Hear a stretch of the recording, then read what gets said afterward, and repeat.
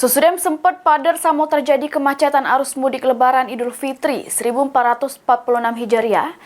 Senin pagi jalan lintas timur Sumatera Indralayo di hari Idul Fitri 1446 Hijriah lengang beberapa jam sampai susudem pelaksanaan sholat Idul Fitri digelar.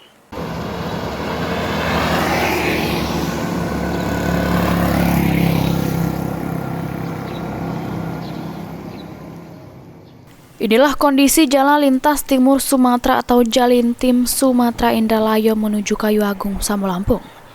Jalan terselit lengang tanpa aktivitas masyarakat ataupun kendaraan jero beberapa jam pas umat muslim menggelar sholat Idul Fitri 1446 Hijriah.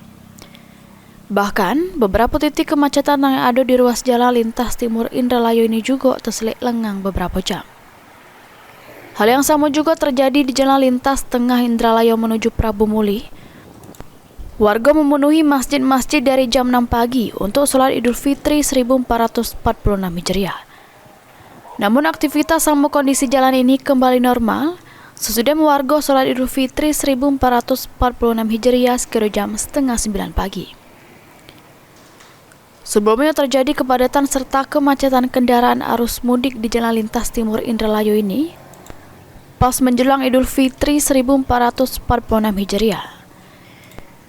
Banyaknya aktivitas pergerakan masyarakat jelang mudik sama Lebaran yang menyebabkan kepadatan arus lalu lintas di jalan arteri nasional ini.